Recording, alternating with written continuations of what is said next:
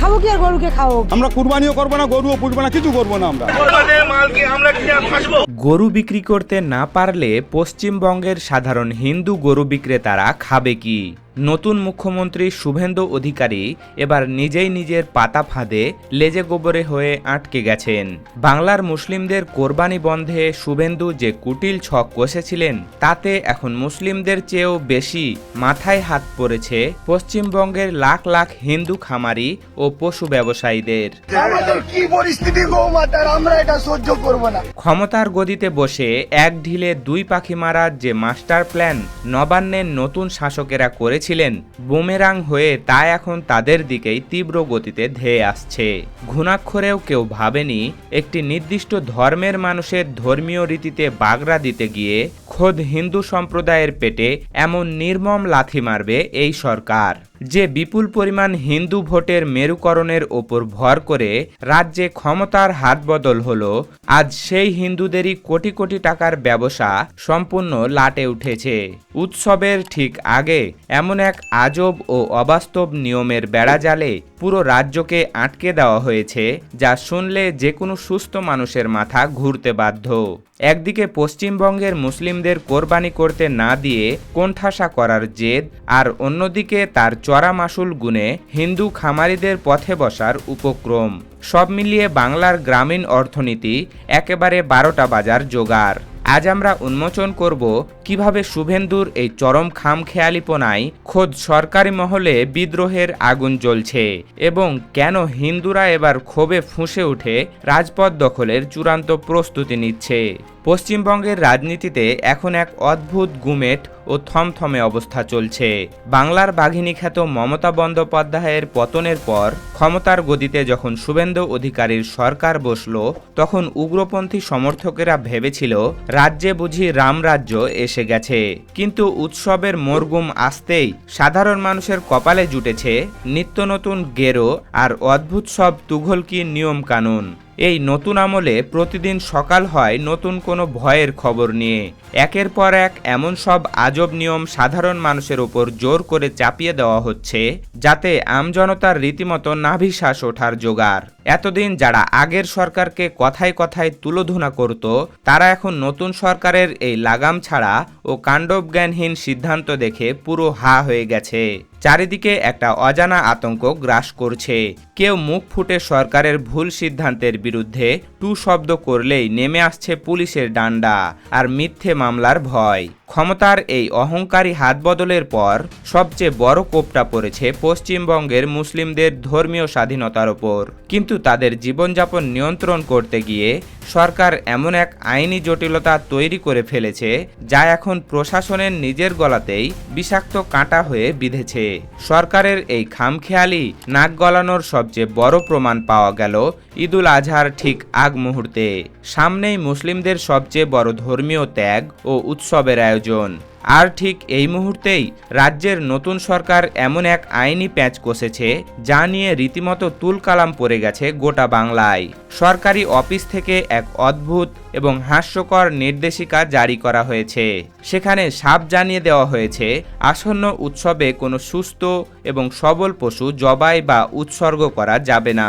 এই ধর্মীয় রীতি পালন করতে হলে পশুকে হতে হবে আক্ষরিক অর্থেই বয়োবৃদ্ধ, কমপক্ষে 14 বছর বয়সী, দুর্বল, খুঁতযুক্ত অথবা বাচ্চা জন্মদানে সম্পূর্ণ অক্ষম। কিন্তু এখানেই এই নাটকের শেষ নয়। এমন দুর্বল বা রোগাক্রান্ত পশুর জন্য আবার সরাসরি পশু ডাক্তার এবং স্থানীয় পুলিশের কাছ থেকে একটি বিশেষ ফিটনেস ও অনুমতিপত্র বা আইনি সার্টিফিকেট জোগাড় করতে হবে। বিষয়টির অবাস্তবতা একবার গভীরভাবে তলিয়ে দেখুন।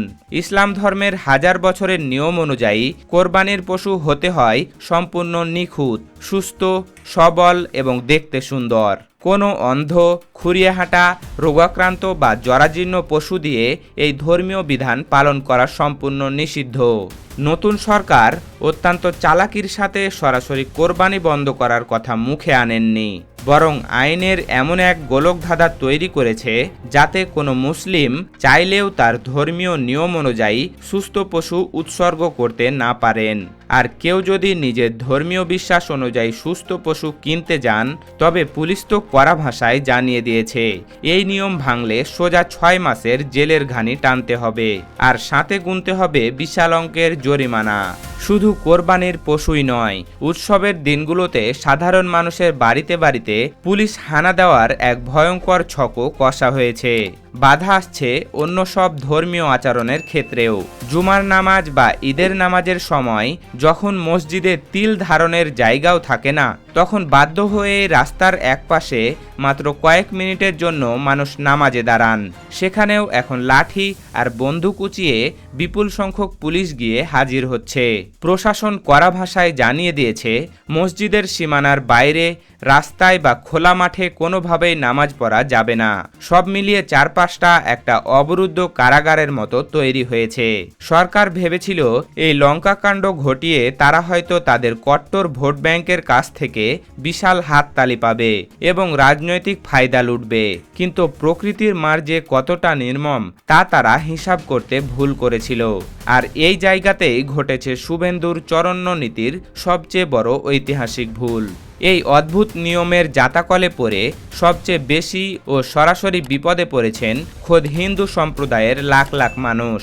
আর এখানে লুকিয়ে আছে এই রাজনৈতিক ট্র্যাজেডির আসল ক্লাইম্যাক্স।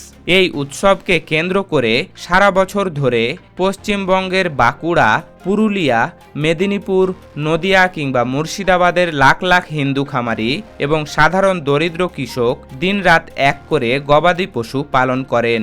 তাদের সারা বছরের বেঁচে থাকার সম্বল, সন্তানের পড়াশোনা, মেয়ের বিয়ে আর পরিবারের ভবিষ্যৎ ঝুলে থাকে এই ঈদের বাজারের ওপর।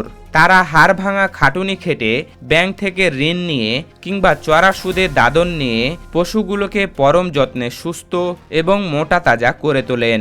কিন্তু শুভেন্দু সরকারের এই আজব নিয়মের কারণে এখন বাজারে কোনো সুস্থ পশু বিক্রি করা যাচ্ছে না। কারণ ক্রেতারা কিনবেন কিভাবে? সুস্থ পশু কেনা বা বিক্রি করা রীতিমতো বেআইনি ও দণ্ডনীয় অপরাধ ঘোষণা করা হয়েছে।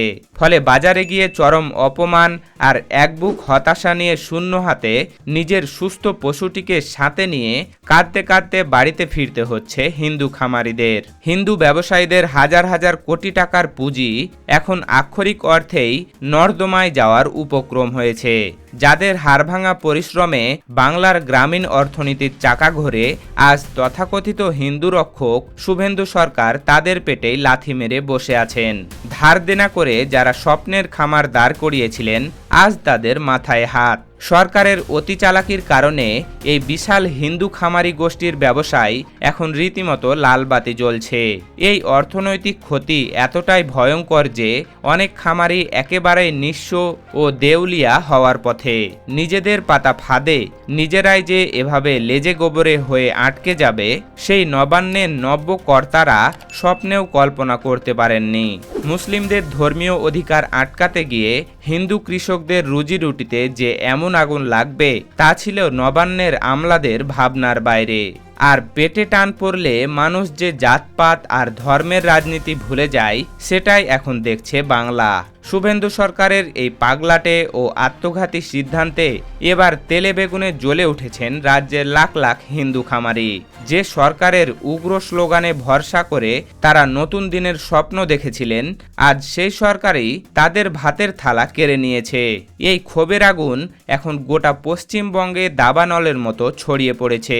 হিন্দু কৃষকরা এখন খুব ভালোভাবে বুঝতে পারছেন ধর্মের নামে নোংরা ও মেরুকরণের খেলা খেলতে গিয়ে আসলে তাদেরই বলির পাঠা বানানো হয়েছে। একদিকে পশ্চিমবঙ্গের মুসলিমদের ধর্মীয় স্বাধীনতায় চরম ও নগ্ন নাক গলানো, আর অন্যদিকে হিন্দু খামারিদের পথে বসানোর এই পাগলামি আগামী দিনে এই নব্য সরকারের জন্য এক ভয়াবহ রাজনৈতিক দেউলিয়ত্ব ডেকে আনতে চলেছে। সব মিলিয়ে আগামী দিনগুলোতে বাংলার মসনদে যে বিশাল এক রাজনৈতিক ঝড়ের পূর্বাভাস দেখা যাচ্ছে তা আর বলার অপেক্ষা রাখে না। নির্দিষ্ট একটি উগ্র গোষ্ঠীকে খুশি করতে গিয়ে বাংলার গ্রামের অর্থনীতি আজ সম্পূর্ণ ধ্বংসের মুখে এসে দাঁড়িয়েছে। প্রিয় দর্শক, আপনি কি মনে করেন মুসলিমদের কোরবানি আটকাতে গিয়ে খোদ হিন্দু খামারিদের পেটে লাথি পাখি মারা? শুভেন্দু সরকারের এই সিদ্ধান্তকে আপনি কিভাবে দেখছেন? ধর্মের রাজনীতি কি আসলেই সাধারণ মানুষের পেটের ভাতের চেয়ে বড় হতে পারে? আপনার মূল্যবান মতামত আমাদের কমেন্ট বক্সে সরাসরি জানান। ভিডিওটি ভালো লাগলে লাইক দিন এবং শেয়ার করুন। এমনই বিশ্লেষণধর্মী ভিডিও পেতে আমাদের চ্যানেলটি সাবস্ক্রাইব করে বেল আইকনটি চেপে রাখুন। ধন্যবাদ।